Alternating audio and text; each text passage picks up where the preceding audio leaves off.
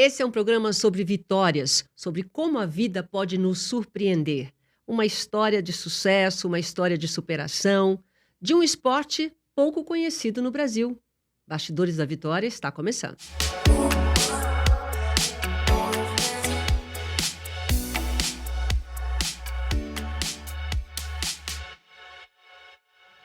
Ele é um menino de ouro, de uma história transformadora e importante. Ele já é um campeão pela própria história, né? E hoje ele vai contar pra gente essa vitória, essa conquista, essa trajetória de um esporte que poucos brasileiros conseguem entender muitas vezes e acompanhar, que é o badminton. Eu vou conversar hoje com o Elton Juvenal, conhecido como o El do Bad, é isso? É o El do Bad? O Elton do Bad. Ah, mas não tem um El? Não tem uma... Ah, não. Eu prefiro que fale o meu nome direitinho, que... Mas te chamo de El, você não gosta. Ah, não gosto muito. É o Elton do Bad. O Elton do Bad, fica mais legal. Quando faz assim, o Elton do Bad, é porque você já tá associado ao esporte. Isso, né? ao badminton. Muitas pessoas ainda perguntam, porque é mal? Eu não sou nada mal. Ah, por causa do Bad, Por causa do fazendo uma bad, associação. Exatamente, é o inglês. Mas não, eu sou bom, o Elton Good. Elton Good. Quanto tempo que você já pratica o badminton? Eu pratico há 13 anos exatamente já. Badminton, eu comecei com 10 anos. Eu comecei com 9, mas parei um aninho ali, mais ou menos. E aí, com 10 anos, eu voltei e continuei aí, levei pra minha vida exatamente, né? Mas você sonhava em ser atleta? Não, eu não... Quando eu conheci o badminton, lá atrás, eu queria jogar assim, porque era num projeto social, né? Conheci no projeto Tinha um social. projeto social perto de onde você morava, que era badminton. Não, o projeto era de todos os esportes. Ah, tá. E aí, o técnico da época, que era o que ministrava o projeto, ele passava futebol, né? Que era... Todo mundo gostava de futebol. Todo mundo queria o futebol, Queria né? jogar futebol. Eu mesmo nunca fui muito bom em futebol, mas sempre quis jogar.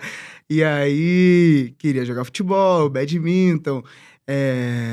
A gente fazia queimada também. Queimada? Queimada. Queimada da minha época. Nossa, eu tô me reconhecendo aí. Queimada. Aí a gente jogava queimada, eu gostava pra caramba. E aí, no meio disso tudo, ele jogava o badminton assim pra gente ir se acostumando a fazer o esporte, né? Que a gente não conhecia. E aí eu fui brincando, de pouquinho em pouquinho. Isso foi quando eu tinha 9 anos. E aí eu parei porque eu não queria jogar mais o badminton, né? Aquilo não te dava prazer? Não, já não... Eu queria jogar futebol e aí ele ficava botando badminton. E aí eu falei, não, eu não quero. Aí tá.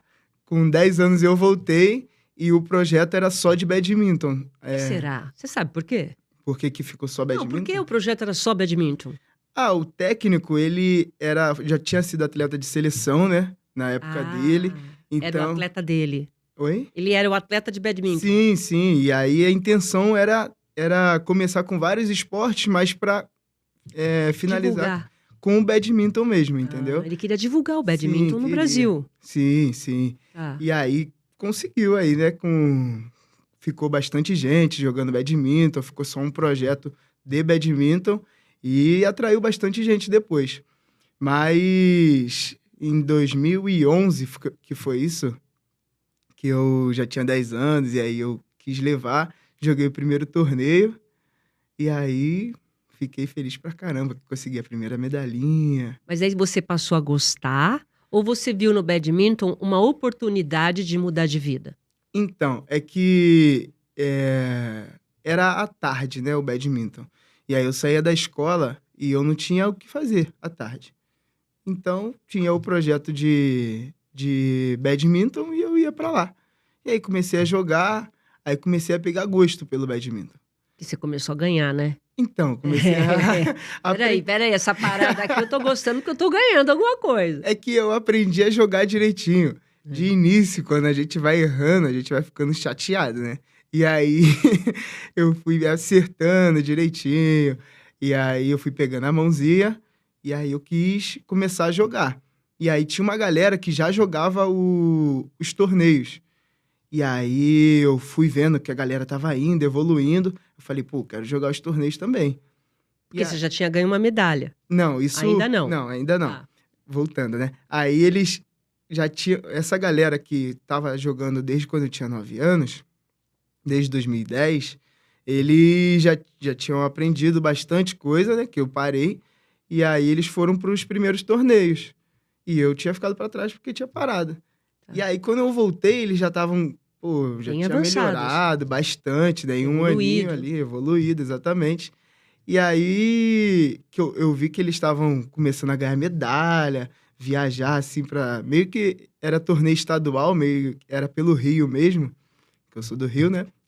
Isso tudo era no Rio de Janeiro, tudo no Rio de Janeiro. Eu sou de Niterói, exatamente. Era lá em Niterói. E aí, a galera já tava indo pra torneios. Eu vi isso tudo, eles viajando ali pelo estado. Eu falei, caramba... Eu quero isso pra mim. Exatamente. Eu quero essa vida pra mim. Exato. E aí eu comecei a treinar o badminton pra valer. Mas por conta das viagens. Porque você queria ir pra algum lugar. Sim, né, Elton? E aí eles voltavam de torneios, passava de como tinha ido.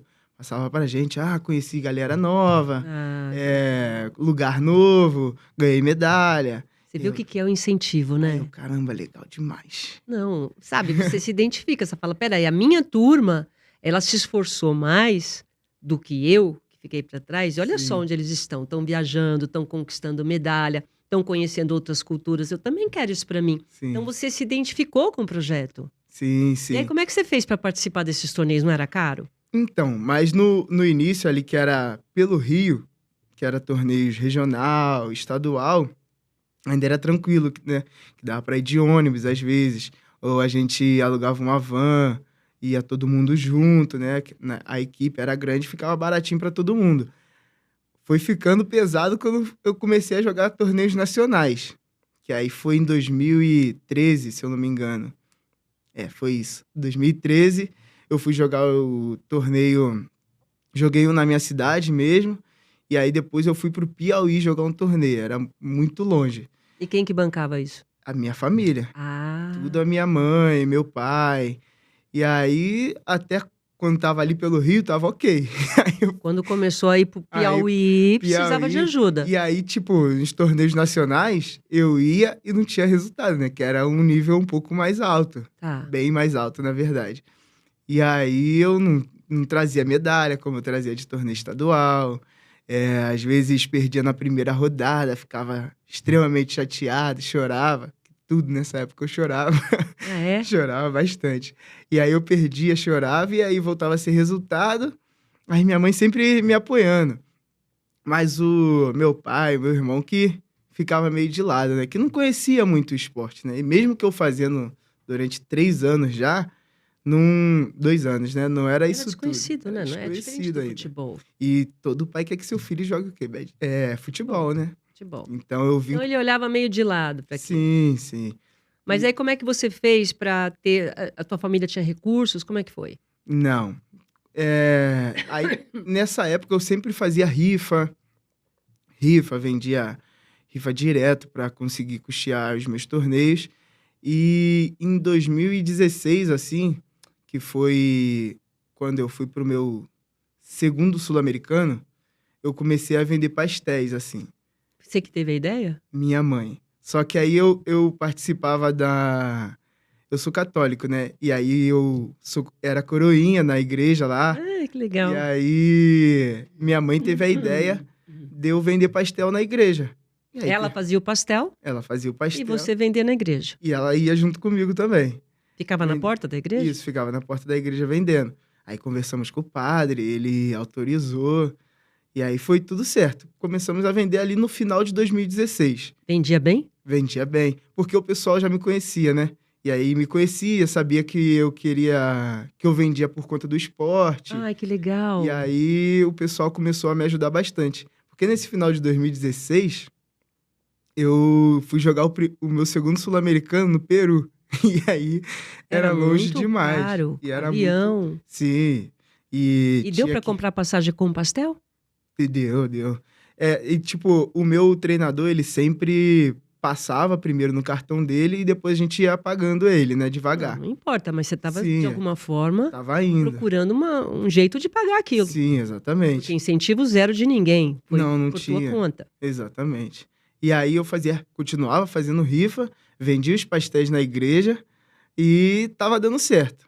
Aí em 2017, a gente foi jogando mais torneios nacionais, estadual, aí os internacionais foram aparecendo, e aí a gente teve a ideia de ir pra Áustria, jogar um torneio e passar uma semana treinando com a galera de lá, né? Na Áustria. Na Áustria. Perto, né? Aí minha mãe, já loucura já. Minha mãe, porque tua mãe sempre te incentivando. Sempre incentivando. Peru, vamos vender pastel na porta da igreja. E Áustria, vamos fazer o quê? O que vocês fizeram? Continuamos vendendo pastel e aí conversando. Você foi pra Áustria? Primeiro você foi pro Peru, tua mãe vendendo pastel. Pra Áustria, fui pra Áustria. tua mãe vendendo pastel. E aí fui... já tava ficando muito pesado. Muito caro. Porque é muito caro. E a gente tinha que pagar o treinador. Que a gente pagava uma parte e arrumava outra viagem. Pagava uma parte e arrumava outra viagem. Tava Você sempre e tua mãe? Minha mãe. Sempre minha mãe ali junto comigo. Que legal. E aí, assim pro final de 2017, eu fui vender pastel numa praça. Só que eu já vendia na igreja, e aí o meu irmão teve a ideia de... O meu irmão é mais velho, né? É 6 anos mais velho que eu. E aí ele que teve a ideia da gente vender o pastel na praça, que é Campo de São Bento, lá de Niterói. E aí ele chegou em casa no final de semana, ele tinha passado por essa praça, e ele foi e falou, cara, passei pelo Campo São Bento e tem muita gente lá, velho, você tem que ir pra lá vender os seus pastéis. E eu tinha 16 anos. Aí eu falei, que isso, Douglas, tá doido? Não vou pra lá não, velho. Ele, não, velho, tem que ir lá, vai dar certo, vai dar certo. Aí minha mãe, Douglas, que isso? Aí ele, cara, você tá vendendo na igreja, que custa você ir lá vender na praça? Você tinha vergonha? Tinha, óbvio. Aí eu, não, velho, não vou. Aí minha mãe, não, vamos ver se vai dar certo. Aí fui. Fiquei vendendo, fui...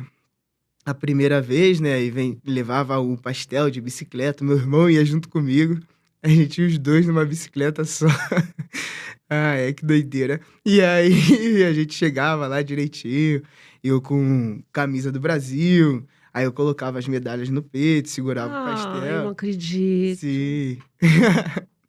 Desculpa. E aí chegava lá direitinho, com o pastel, com os pastéis, e aí contava a história do porquê eu tava vendendo pastel, que era por conta dos torneios, que eu queria bancar as minhas viagens e tudo mais, inscrição. Aí o pessoal, caramba, via que era verdade, se comovia com a história também e ajudava a gente. Sempre ajudavam a mais do que a gente queria, que a gente vendia, né, o pastel. E incentivando mesmo. Sim, incentivando mesmo. E aí, fui vendendo até ali 2018, no início de 2000... Você falou, é por aqui, eu vou vender por aqui mesmo. Sim. Você ia com a sua roupa, com as suas medalhas, Sim. E falava, eu tô aqui vendendo pastel porque eu quero continuar no esporte. Sim, e o meu irmão tava sempre ali junto comigo. Aí meu irmão parece que começou a acreditar mesmo, sabe? Quando ele deu a ideia, aí minha mãe falou, não, vai com ele, que aí ele vai sozinho. Eu era novo também, né? E aí ele foi junto comigo, direitinho, a gente sempre ia junto. E foi dando certo? Foi dando certo. E aí no início de 2018, eu vendi na igreja, e aí eu voltei pra casa e tinha que ir pra praça vender também, né? E aí nesse dia o meu irmão... Eu não sei o que aconteceu. Eu cheguei em casa e a gente discutiu, meu irmão. Ele não foi. E ele falou, eu não vou com você hoje. Você teve que ir sozinho. Aí eu falei, cara, pelo amor de Deus. Nunca tinha ido sozinho, né? Aí eu falei, não vai comigo. Não, pelo amor de Deus, vai comigo. Aí ele, não vou com você hoje. Aí eu chorei pra caramba, né? Que tudo eu chorava. E aí a minha mãe falou, Elton, vai sozinho então. Aí eu fui. Sozinho, e aí nesse dia de vendas, assim, foi a pior venda da minha vida, velho. Não vendi quase nada de pastel, porque o meu irmão, ele me ajudava. Às vezes eu travava pra falar. Entendi. E aí ele vinha me cumprimentando, né? Por trás, o pessoal ajudava. Mesmo assim, olhando que ele tava ali, eu falava que ele era meu irmão e tava vindo pra me ajudar. E aí, quando eu fui sozinho, eu me embolava e como Mas que eu você fazia? conseguiu? Você Consegui. conseguiu fazer suas viagens internacionais? Consegui. Sempre assim. Nunca Sim. com ajuda de governo, de ninguém, patrocínio, nada. Não. Era patrocínio de pastel. Sim. Pastelcínio. Sim, isso? exatamente. Mas a única ajuda que eu tive do governo foi o Bolsa Atleta, né? Que eu fui Que conquistando depois- com a medalha que Mas aí você já tinha... já tinha conseguido. Essa época foi o maior desafio para você ou não? Foi o meu maior desafio, assim, quando eu era júnior, sabe? Que era pequeno. Era complicado, assim, porque eu queria muito. Aí o meu pai, ele incentivava, mas ele tinha que pôr as coisas dentro de casa também, né? E querendo ou não, as viagens eram muito caras. Sim. Mesmo que a gente pagasse um pouco pro treinador, Não é fácil. era Não é complicado. fácil.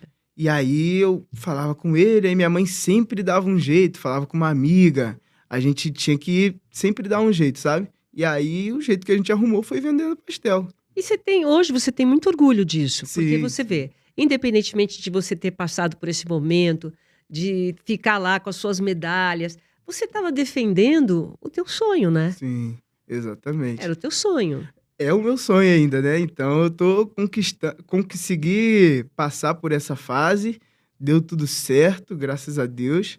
E depois disso, dessas vendas, surgiu uma reportagem, né?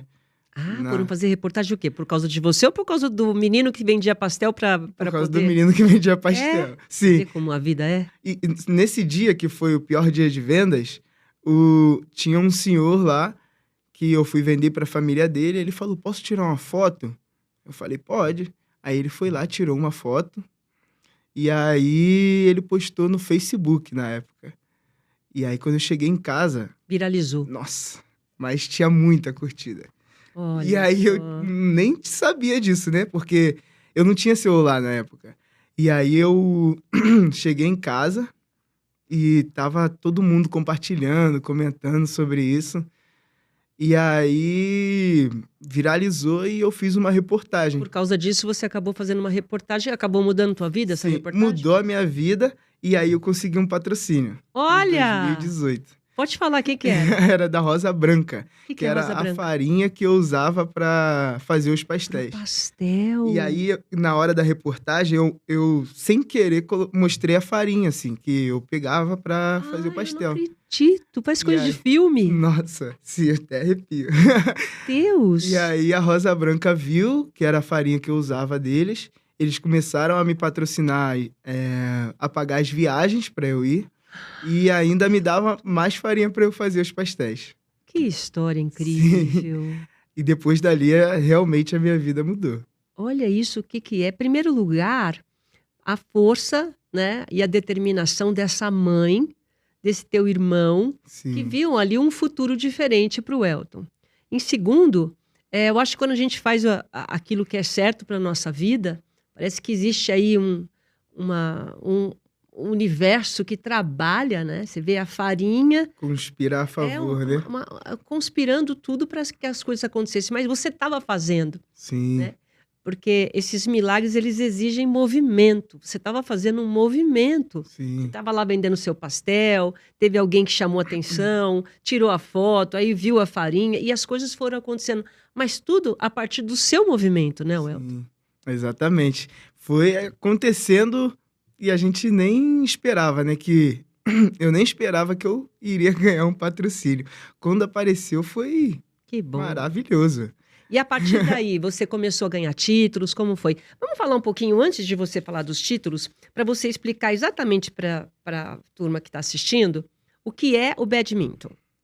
Quais são a regra, enfim, para a pessoa poder acompanhar aí o badminton quando passar de novo na televisão. Então, o badminton é o esporte de raquete e peteca.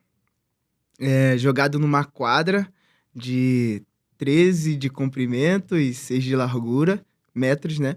E é o esporte de raquete mais rápido do mundo.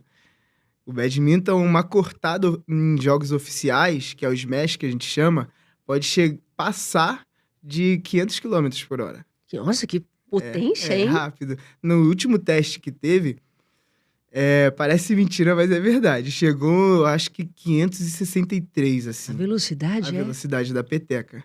Quando dá uma cortada? Isso. A partir do momento que toca na raquete, até cair no chão, assim, sabe? Tá. E aí deu 563. É o esporte de raquete mais rápido do mundo. Jogado numa quadra certinha, não pode ter vento, porque a pena é muito levinha. Uma peteca mesmo. Isso, 53 gramas, muito levinha, e é usada de pena de ganso, a peteca. Tá. Então é bem levinha. Mais leve ainda. Sim.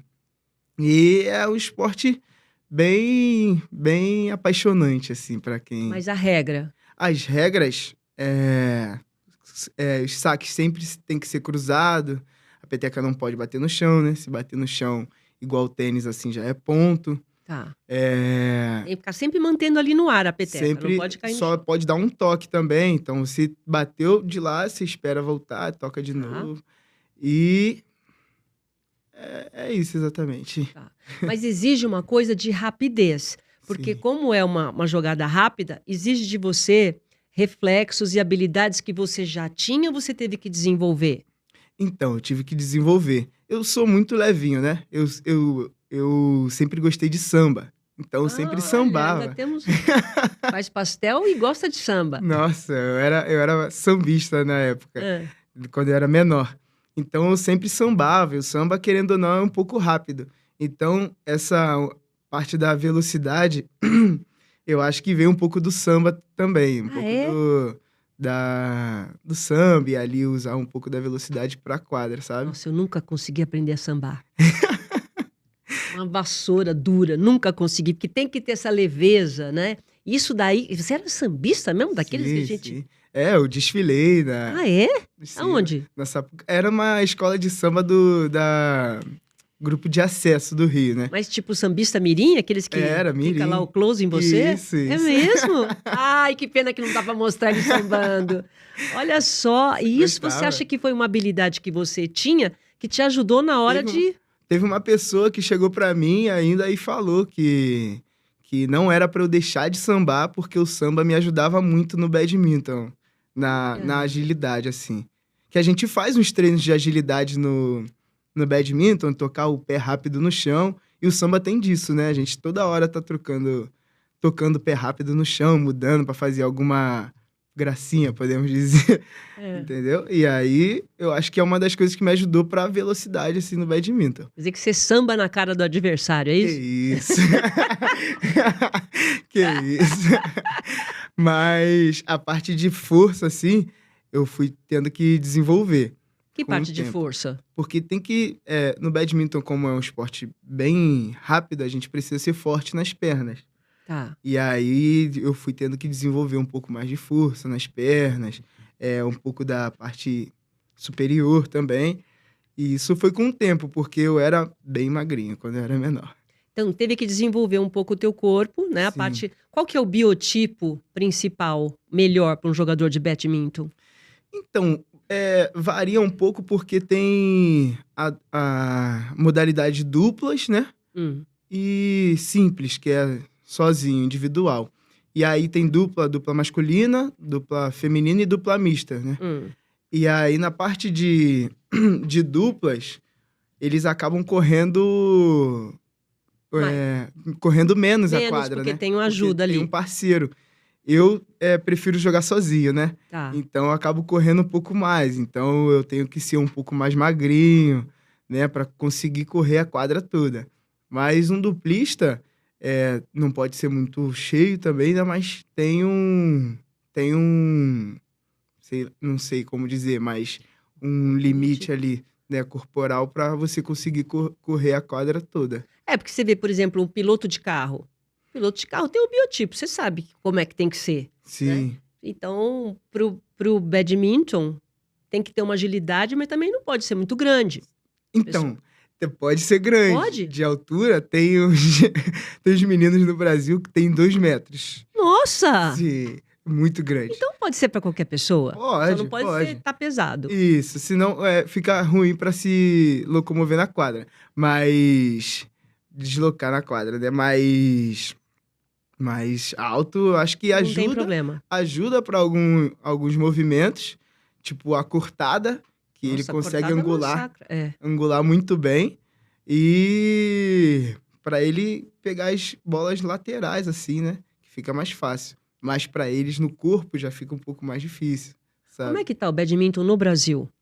Tem crescido bastante, porque depois da Olimpíada da Rio 2016, melhorou bastante.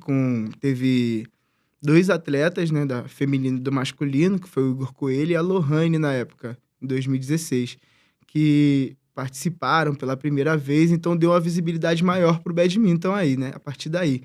E em 2020 ele jogou Tóquio também, o Igor, e aí foi outra menina, que era a Fabiana. E foi aos pouquinhos desenvolvendo.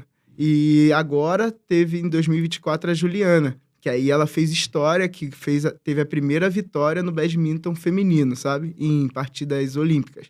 E aí ela conseguiu... Então ela conseguiu primeiro que os homens. Não, mas o masculino também já tinha tido em 2016. Ah, tá. Em 2020, desculpa. Vitória. Isso, uma vitória. E aí, agora em 2024, ela conseguiu esse feito aí, e aí, com certeza, abriu bastante portas pra gente no badminton, sabe? É porque o Brasil, ele tem uma necessidade de ter algum ídolo para se espelhar.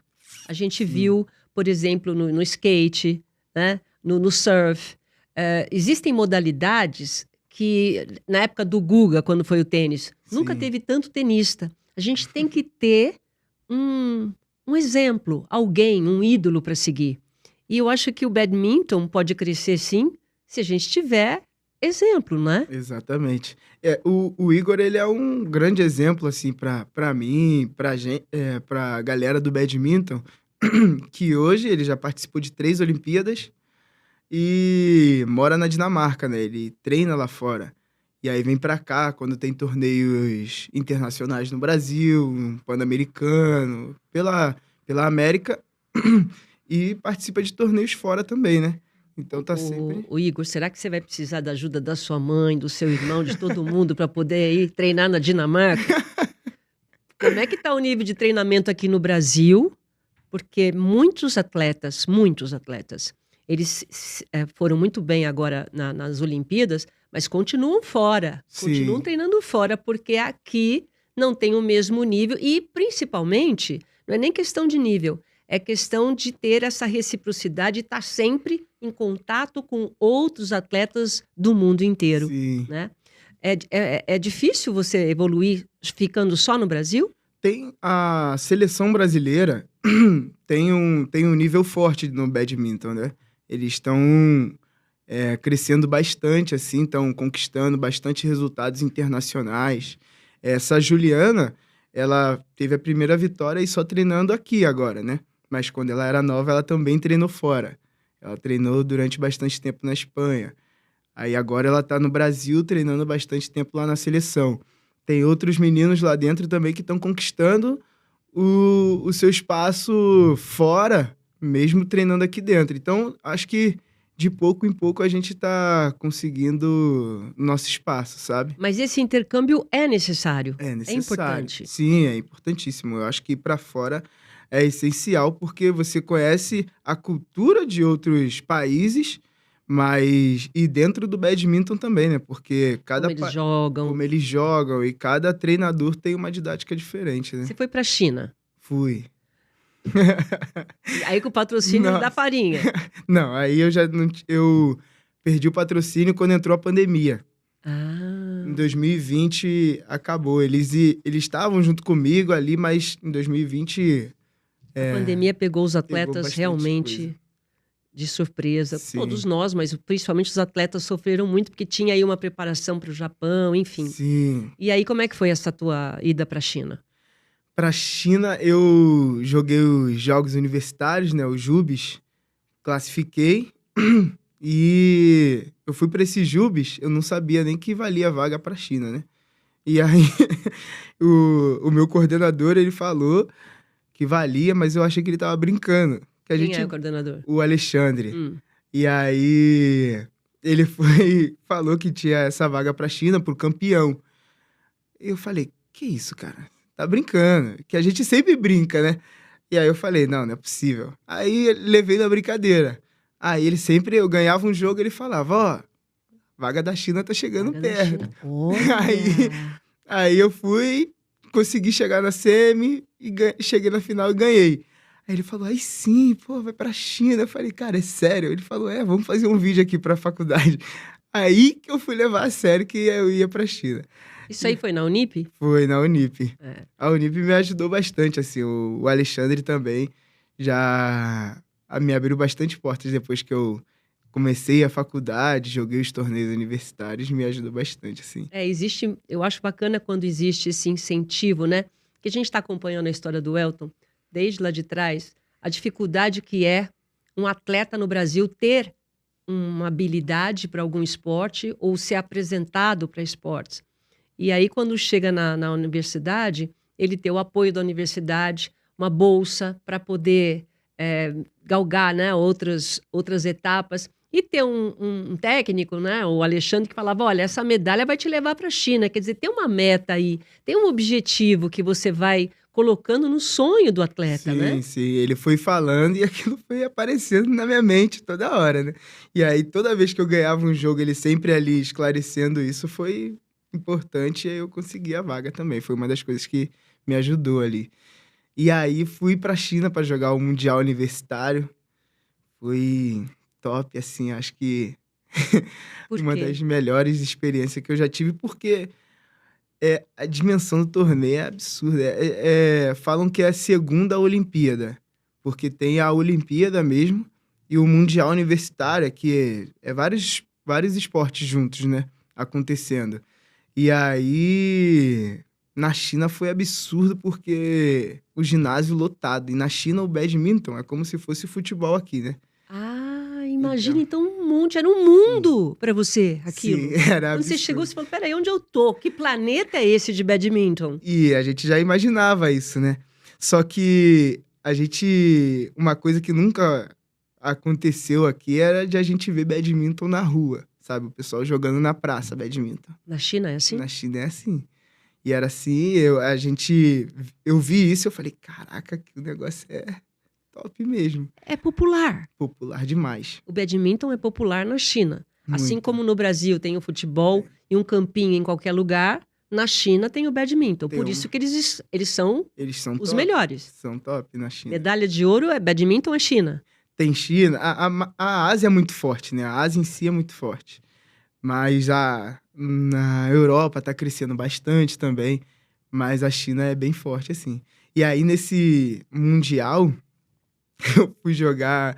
A gente jogou por equipes e a gente jogou contra a China. Nossa, a China foi primeiro? A gente jogou contra a China de primeiro. Nossa! E aí, depois a gente jogou, acho que contra a Tailândia. Mas... Quando joguei contra a China, foi absurdo. Não adiantou nem sambar em cima do chinês? Não deu. Não dava pra sambar. Não dava pra sambar? Não dava. E a gente jogou contra os meninos, que era da seleção da China. Nossa, Elton, mas que falta de sorte.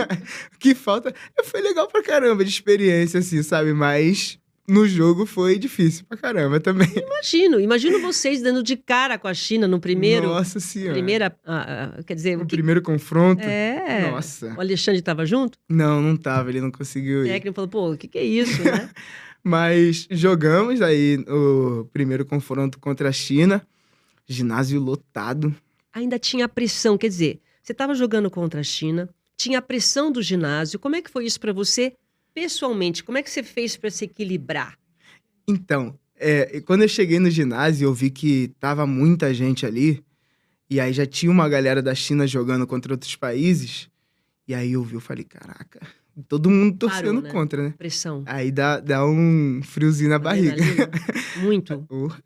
Muita coisa. Você ficou com medo? Não Ou era adrenalina só? Era mais nervosismo mesmo. Medo não senti, não. Mas... era muita gente torcendo contra, né? E eles são empolgados. Nossa, os chineses ficam ali, ó, e bate berrando. palma. Eles têm um negócio lá que faz um barulho absurdo. e mais eles gritando. Era um ponto da China, o ginásio vinha abaixo. Um ponto meu, o ginásio em silêncio. Então foi...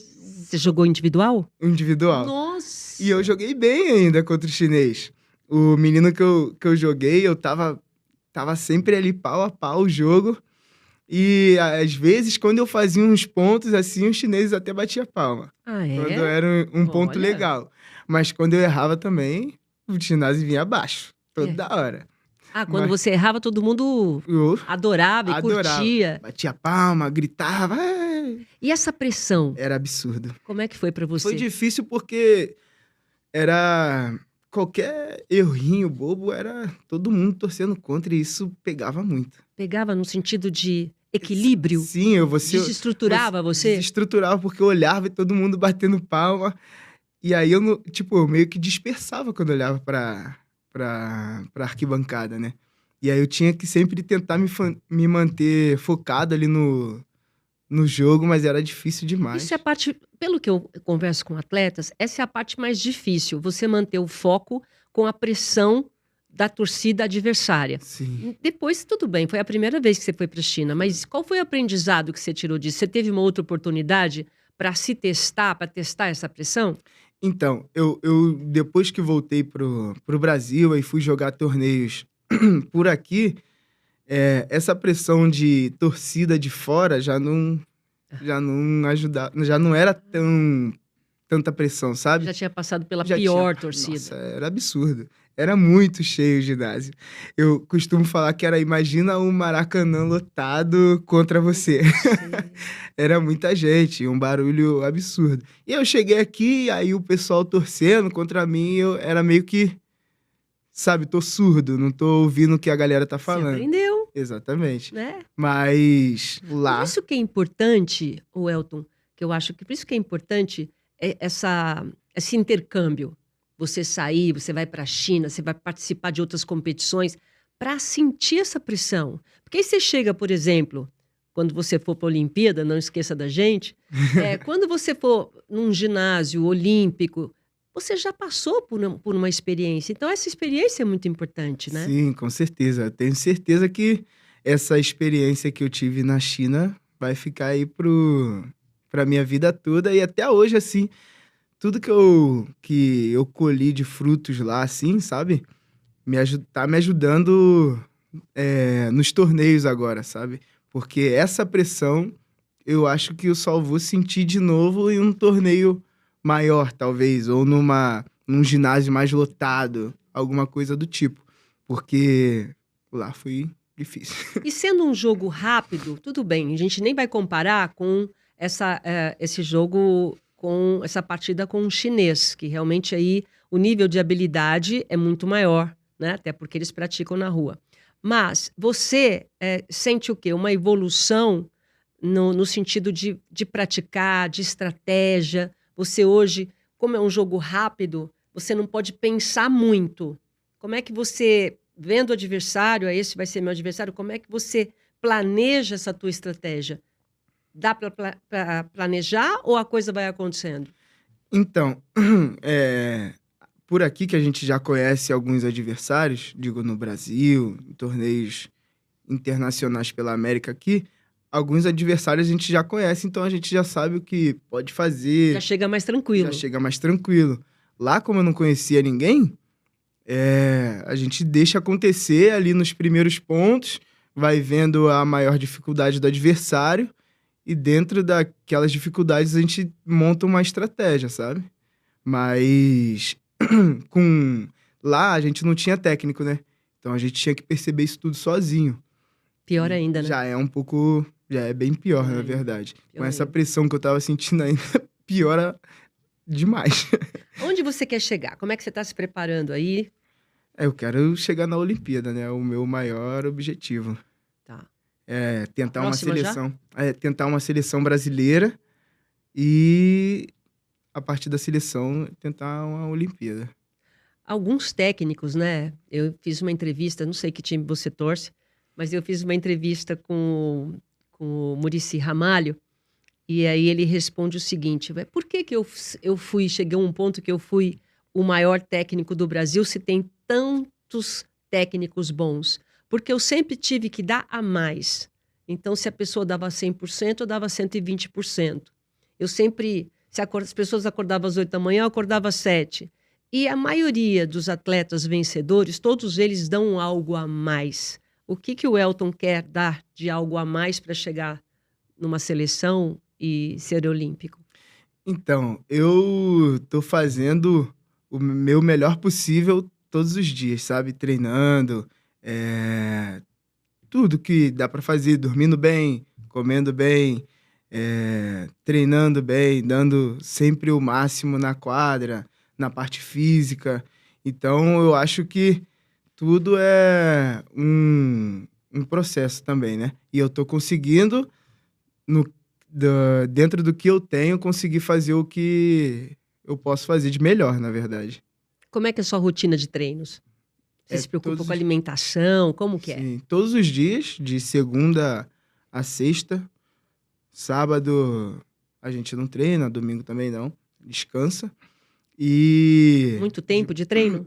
A gente acorda cedo, começa 8h45 o nosso treino. Aí vai até às 11, 11h30, assim.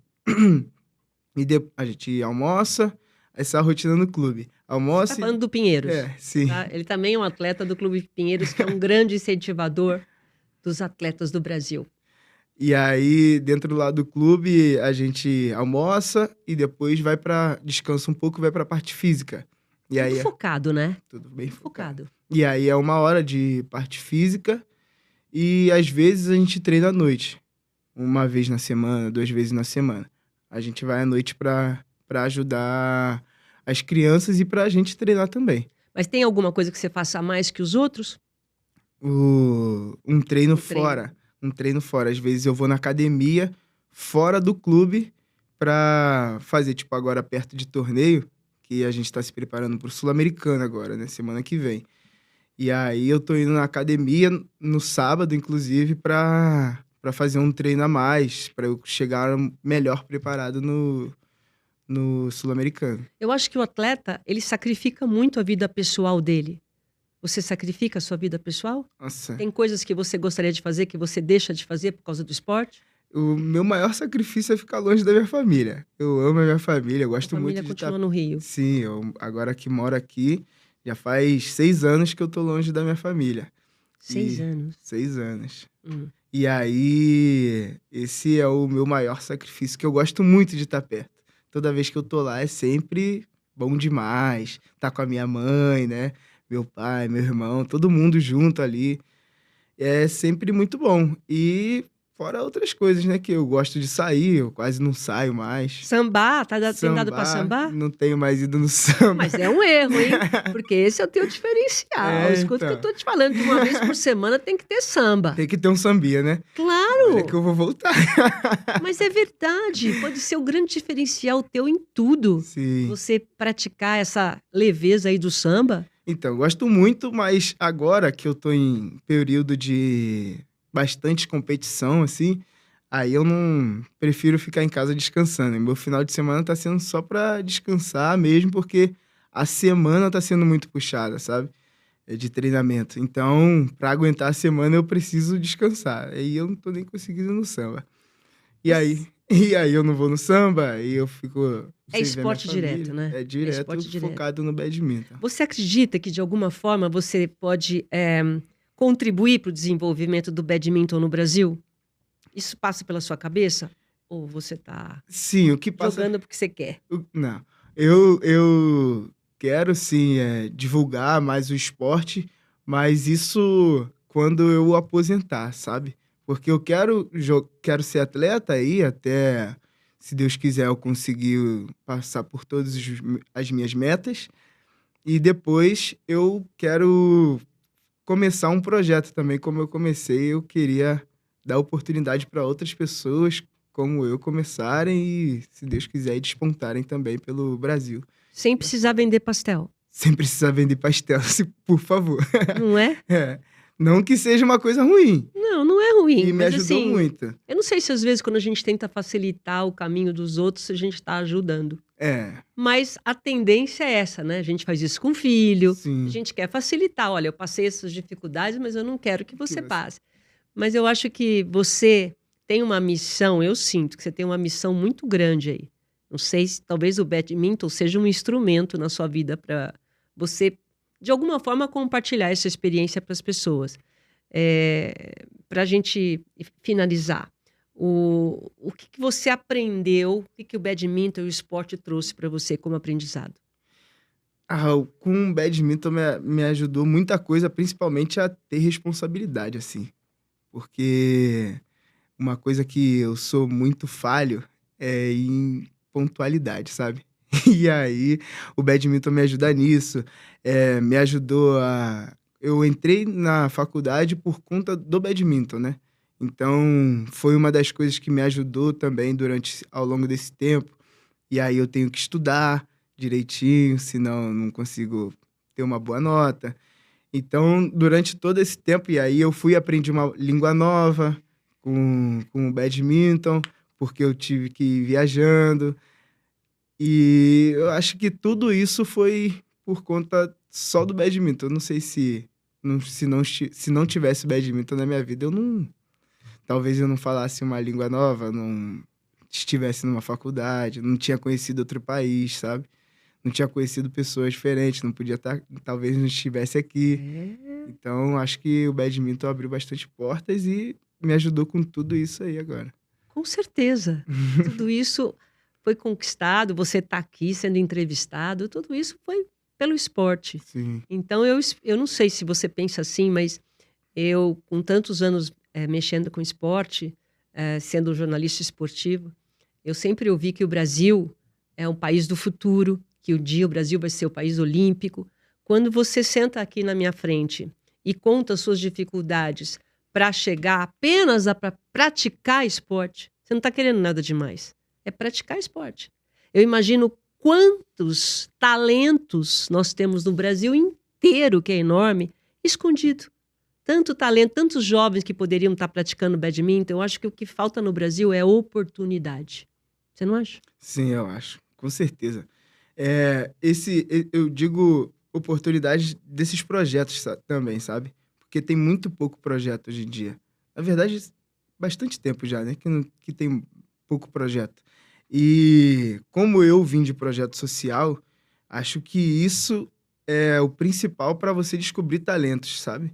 E em comunidade, principalmente, porque se não fosse o projeto social perto da comunidade onde eu morava, talvez eu não conhecesse o badminton. Então, essas oportunidades que o projeto social traz é essencial para a criançada, sabe? Tá bom. Obrigada, viu? Muito obrigado pela por você oportunidade. estar aqui. Espero que você volte agora recheado de medalhas. Traga a sua medalha. Não esquece de mim, que eu tenho certeza que, com a sua determinação, você é um grande talento, tá bom? Tá certo. Muito obrigado pela oportunidade de poder estar aqui e contar um pouquinho da minha história. Obrigada. Espero que vocês tenham gostado. Até o próximo episódio. Tchau, gente.